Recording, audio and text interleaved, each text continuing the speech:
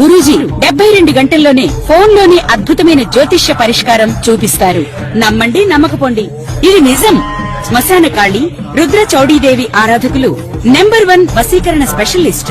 గురూజీ మనిషి పుట్టుక నుండి చనిపోయే వరకు వచ్చే అన్ని క్లిష్టమైన సమస్యలకు పరిష్కారం ఇక్కడ లభిస్తుంది. విద్య, ఉద్యోగం, వ్యవహారం, స్త్రీ ప్రేమ, పెళ్లి, సంతానం, స్త్రీ పురుష వశీకరణం, భూవశం, భార్యాభర్తల కలహాలు, కోర్టు సమస్యలు, విడాకుల సమస్యలు, చేతబడి, అప్పుల బాధ, ఇంకా మీకు ఎలాంటి సమస్యలు ఉన్నా 72 గంటల్లోనే శాశ్వత పరిష్కారం చేయబడును.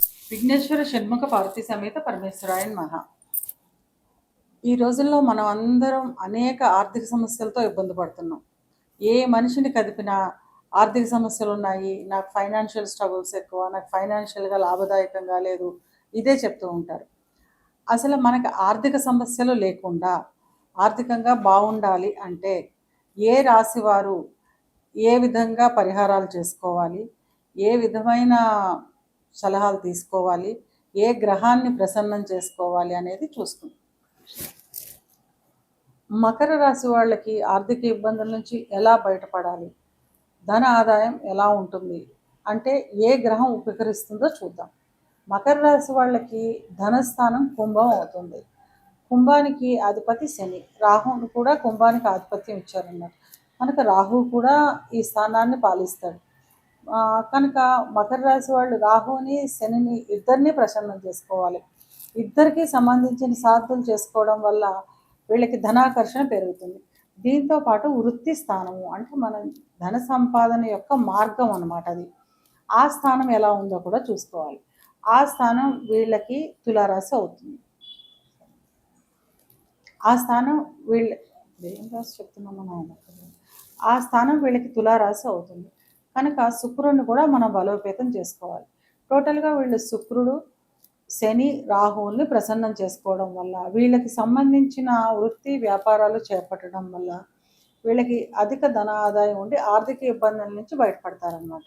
వీళ్ళు దీనికి సంబంధించిన వృత్తి వ్యాపారాలు ఏముంటాయి అంటే శుక్రుడికి సంబంధించినవి ఫ్యాషన్ రంగము, ఫ్యాషన్గా నీట్గా ఉండడము, అంటే నీట్గా డ్రెస్ చేసుకునే ఉద్యోగం, అంటే ఆఫీస్కి ఒక మంచిగా డ్రెస్అప్ అయ్యి వెళ్ళే ఉద్యోగాలు వీళ్ళకి బాగా పనికొస్తాయి. వ్యాపారానికి వస్తే కనుక భూమికి సంబంధించిన వ్యాపారాలు, అంటే పొలాలు, భూములు కొనడము, అమ్మడము, రియల్ ఎస్టేట్ అన్నమాట. రియల్ ఎస్టేట్కి సంబంధించిన వ్యాపారాలు, తైల సంబంధిత వ్యాపారాలు అంటే ఆయిల్స్కి సంబంధించిన వ్యాపారాలు, భూమిలోంచి ఆయిల్స్ తీసే వ్యాపారాలు వంటివి వీళ్ళకి బాగా కలిసి వస్తాయి. ఇంకా వీళ్ళకి ఇంకా ఏమొస్తాయంటే శుక్రుడికి సంబంధించినవి ఇందాక చెప్పినట్టు ఫ్యాషన్ టెక్నాలజీ, నీట్గా డ్రెస్ చేసుకునేవి, బొటిక్లు, బ్యూటీషియన్ కోర్సులు, బ్యూటీ పార్లర్స్ రన్ చేయడం వీళ్ళకి పనికొస్తాయి. రాహుకి సంబంధించినవి యూట్యూబ్ ఛానల్స్ రన్ చేయడము, సినిమాలు తీయడము, ఇలాంటివి కూడా వీళ్ళకి బాగా ధనాదాయాన్ని తెచ్చిపెడతాయి అన్నమాట.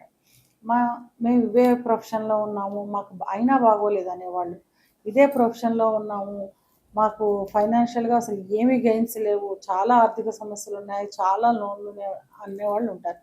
అంటే మన జాతక చక్రంలో ఈ గ్రహాలు బాగోలేదు అని అర్థం అన్నమాట. ఆ గ్రహాలకి మనం శాంతి చేసుకోవాలి. ఏ విధమైన శాంతులు చేసుకోవాలి అంటే శుక్రుడికి రోజు మనం నీట్గా శుభ్రంగా ఉతికి ఆరేసి విస్త్రీ చేసిన బట్టలను మాత్రమే వేసుకోవాలి. విడిచిన బట్టల్ని పొరపాటును కూడా వేసుకోకూడదు.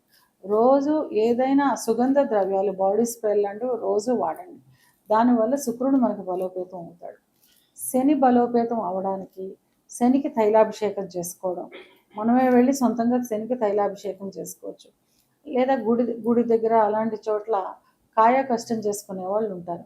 వాళ్ళకి మనం ఒక 10 రూపాయలు దానం చేయడం, 10 రూపాయలు, 100 రూపాయలు మన స్తోమతను మించి వాళ్ళకి దానం చేయడం, వాళ్ళు ఆనందించే మేరకు అన్నమాట. మనం ఇచ్చిన దానికి వాళ్ళు ఆనందించాలి. ఇక్కడ కాన్సెప్ట్ ఏంటంటే మనం దానం ఇస్తూ ఉంటాం, గ్రహశాంతులు చేయించి దానాలు ఇస్తాం. దాని కాన్సెప్ట్ ఏంటంటే మనం ఇచ్చిన వస్తువుకి తీసుకున్న వ్యక్తి ఆనందపడాలి. అప్పుడు ఆనందపడినప్పుడు ఆ యొక్క గ్రహం మనకి శాంతి చేస్తుందన్నమాట, ఆ గ్రహం ప్రసన్నం అవుతుందన్నమాట. ఇక్కడ కాన్సెప్ట్ కూడా అదే. మనం ఇచ్చే వస్తువు, మనకి కొన్ని ప్రాంతాల్లో చిమిలి ఉండాలి, అంటే నల్ల నువ్వుల లడ్డూలు తీసుకోరు, నల్ల నువ్వుల లడ్డూలు తీసుకునే వాళ్ళు ఉంటే అవి కూడా పంచిపెట్టచ్చు.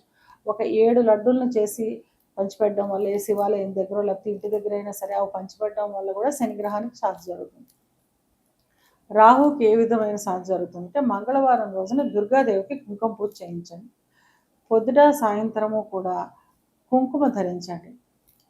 రాహుకాల దీపాలను పెడతారు. అది మన ఇంట్లో అలవాటు ఉంటే, అంటే అందరికీ అది ఆన్వాయితీగా ఉండదు. చాలామంది మా ఇంట్లో ఆన్వాయితీ లేదు, మేము పెట్టలేదు అంటారు. దానికి చాలా నియమాలు ఉంటాయి. ఆ రాహుకాల అవన్నీ తెలిస్తే కనుక రాహుకాల దీపం పెట్టుకోండి. అది రాహుకాల దీపం గుళ్ళో మాత్రమే నిమ్మకాయలతో పెట్టాలి. లేదు మేము ఇంటి దగ్గరే పెట్టుకుంటాము, దగ్గరలో గుడి లేదు అనుకునే వాళ్ళు ఇంటి దగ్గర పిండితో చేసిన దీపాలతో రాహుకాల దీపాలు పెట్టుకోవచ్చు. అంటే ఇవి చేస్తారు కదా, పిండి ప్రమిదలు, జ్యోతులు చేస్తారు, పిండి జ్యోతులు చనివిడి చేసి దాంతో చిన్న చిన్న ప్రమిదలుగా చేసి దాంట్లో దీపం పెడతారు. అలా రాహుకాలంలో 18 దీపాలు ఇంటి దగ్గరే వెలిగించుకోవచ్చు. ఆ రాహుకాల దీపాలు కూడా రాహువు శాంతి చేసి మనకు ధనాదాయం పెరిగే అవకాశం ఉంటుంది. కనుక ఈ గ్రహాలను మనం బలోపేతం చేసుకోవడం వల్ల మనకు ధన ఆదాయం అధికం అవుతుంది. ఆర్థిక ఇబ్బందుల నుంచి బయటపడతాం.